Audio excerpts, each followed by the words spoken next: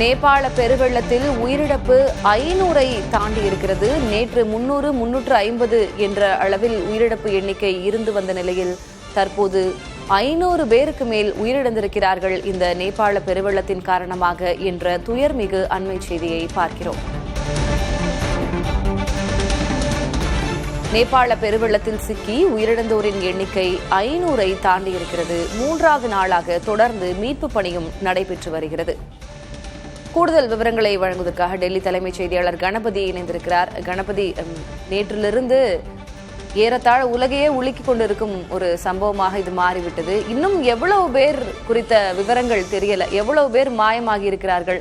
500 பேருக்கும் மேல் உயிரிழந்திருக்கிறார்கள் என்ற செய்தி உண்மையாகவே அதிர்ச்சி அளிக்கக்கூடிய செய்தியாக இருக்கிறது.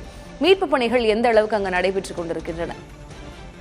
நிச்சயமாக மிகவும் பயங்கரமான பேரிடர் காரணமாக உயிரிழப்பு எண்ணிக்கை மிகவும் அதிகமாக இருக்கிறது. நேபாள ராணுவம் மற்றும் நேபாள காவல்துறை தான் தற்போது மீட்பு பணிகளில் ஈடுபட்டிருக்கின்றன. பல இடங்களிலே வெள்ளத்துக்கு பிறகு சேரும் சகதியுமாக உள்ள இடங்களிலே வெள்ளத்தால் அடித்துச் செல்லப்பட்டோர் உடல்கள் கிடைத்துக் கொண்டிருக்கின்றன. அதனால்தான் தற்போது உயிரிழப்பு எண்ணிக்கை தொடர்ந்து அதிகரித்துக் கொண்டிருக்கிறது. ஆங்காங்கே மீட்பு பணிகளில் ஈடுபடும் போது யாரேனும் இருக்கிறார்களா என்று மோப்ப நாய்களை கொண்டு தேடும் போது அந்த சமயத்திலே ஆங்காங்கே உடல்கள் சேற்றிலே புதைந்து சிக்கி கிடக்கின்றன எனவும் அவற்றை மீட்டு எடுத்து அடையாளம் காண முயற்சிகள் நடைபெற்று வருகிறது எனவும் நேபாள அதிகாரிகள் தெரிவித்திருக்கின்றனர். ஒட்டுமொத்தமாக நேபாளில் சாதாரண வாழ்க்கையே ஸ்தம்பித்து விட்டது என்கிற நிலைதான் தற்போது நிலவுகிறது. ஏனென்றால் மின்சார விநியோகம் துண்டிக்கப்பட்டிருக்கிறது, தொலைத்தொடர்பு சேவைகள் பல இடங்களிலே துண்டிக்கப்பட்டிருக்கிறது, சாலைகள் துண்டிக்கப்பட்டிருக்கின்றன, பாலங்கள் தகர்க்கப்பட்டிருக்கின்றன. ஏனென்றால் பெருவெள்ளத்தின் பாதிப்பு அந்த அளவுக்கு வலுவாக இருந்திருக்கிறது. சில கிராமங்களையே முழுவதுமாக அடித்து சென்றிருக்கிறது என்கிற சூழலில் பலர் தற்போது வீடுகளை இழந்து முகாம்கள் மற்றும் அல்லது பள்ளிகள் போன்ற இடங்களிலே தங்கி இருக்கிறார்கள். அவர்களுக்கு தங்குவதற்கு இடம் கூட இல்லை. இப்படி ஆயிரக்கணக்கானோர் இருக்கும் நிலையிலே 500க்கும் மேற்பட்டோர் உயிரிழந்திருக்கிறார்கள் என்ற தகவல் நெஞ்சை உலுக்குவதாக இருக்கிறது. அதே போலவே சுற்றுலா பயணிகளை பொறுத்தவரை அவர்கள் எத்தனை பேர் வந்திருந்தார்கள் என்பது ஓரளவுக்கு கணக்கு தெரியும் என்பதால் அதிலே எத்தனை பேர் இதுவரை கிடைத்திருக்கிறார்கள், எத்தனை பேரை மீட்க முடியவில்லை, தொடர்பு கொள்ள முடியவில்லை என்ற விவரங்கள் இருக்கின்றன. ஆனால் அங்குள்ள மக்கள், அதாவது நேபாள கிராமங்களிலே வசிக்கும் மக்கள், வெள்ளத்தால் பாதிக்கப்பட்ட பகுதிகளிலே வசிக்கும் மக்கள் பற்றி இது போன்ற முழுமையான விவரங்கள் இல்லை. ஆகவே யாரையெல்லாம் காணவில்லை என்று கேட்டறிய அங்கு ராணுவ வீரர்கள் முயற்சி செய்து கொண்டிருக்கிறார்கள், காவல்துறையினரும் முயற்சி செய்து கொண்டிருக்கிறார்கள். இந்தியாவுடைய NDRF படையை அங்கே அனுப்பலாமா என்ற கேள்வியையும் இந்திய அரசு நேபாள அரசிடம் கேட்டிருந்தது. ஆனால் மீட்பு பணிகளை நாங்களே பார்த்துக் கொள்கிறோம் என்று அவர்கள் தெரிவித்திருக்கிறார்கள். மருந்து, உணவுப் பொருட்கள் போன்ற அத்தியாவசியமான பொருட்களை மட்டும் இந்தியாவிலிருந்து அனுப்ப வேண்டும் என்று அவர்கள் கேட்டுக்கொண்டதன் அடிப்படையிலே 2 விமானங்களிலே அவை அனுப்பி வைக்கப்பட்டிருக்கின்றன. அதே சமயத்தில் அங்கு சேரும் சகதியுமாக உள்ள இடங்களிலே வெள்ள பாதிப்பு பகுதிகளிலே மீட்பு பணிகளை ராணுவமே நேரடியாக கவனிக்கிறது.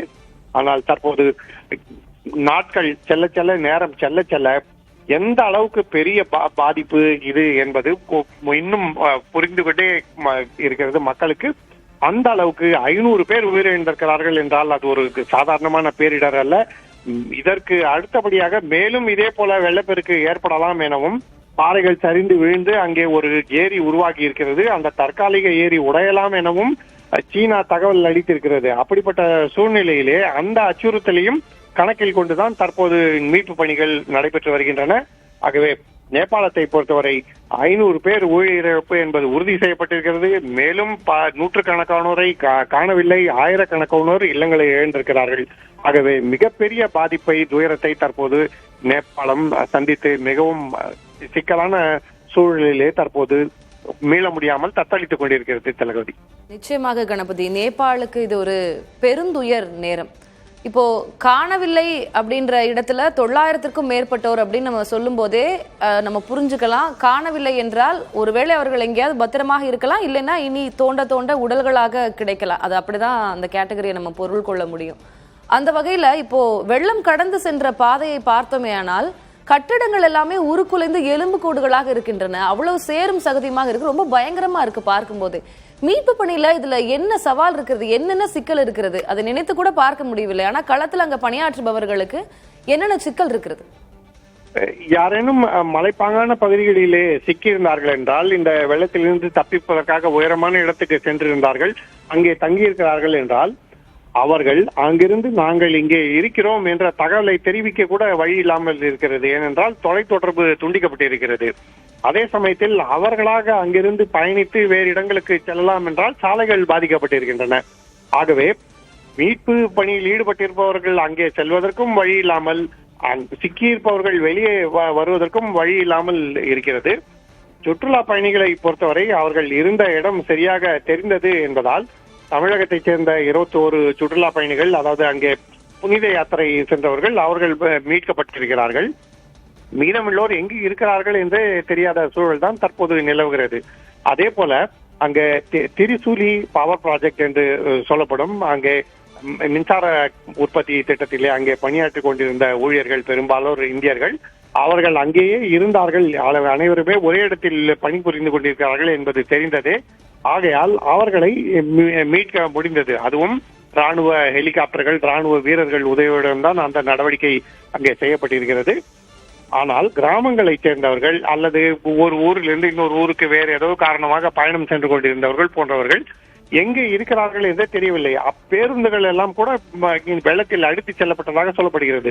அந்த பேருந்துகளில் இருந்தவர்கள் என்ன ஆனார்கள், பேருந்தில் இருந்து அவர்களால் தப்பிக்க முடிந்ததா இல்லையா என்று பல்வேறு கேள்விகள் இருக்கின்றன.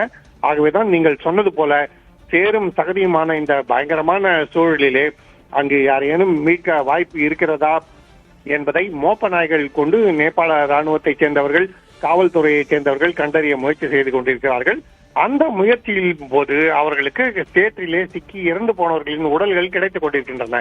அதனால்தான் பலியானோர் எண்ணிக்கை தொடர்ந்து அதிகரித்துக் கொண்டிருக்கிறது. இந்தியாவிலிருந்து சென்ற 290 பேர் இதுவரை காணவில்லை என்கிற தகவல் இருக்கிறது. அதாவது மீட்கப்பட்டவர்கள் தவிர மீதம் அங்கே சென்றார்கள் என்று உறுதியாக தெரிந்து ஆனால் காணவில்லை என்று தற்போது அறியப்படுபவர்கள் பட்டியல் மட்டுமே 290 இருக்கிறது. இதே போல பல்வேறு நாடுகளை சேர்ந்தவர்கள் இருக்கிறார்கள், நேபாள நாட்டை சேர்ந்தவர்களே இருக்கிறார்கள். ஈஷா மையத்தில் இருந்து கைலாச யாத்திரைக்கு சென்று மொத்தமாக எவ்வளவு பேர் அங்கே காணாமல் மாயமாகி இருக்கிறார்கள் என்பது நமக்கு நன்றாக தெரியும்.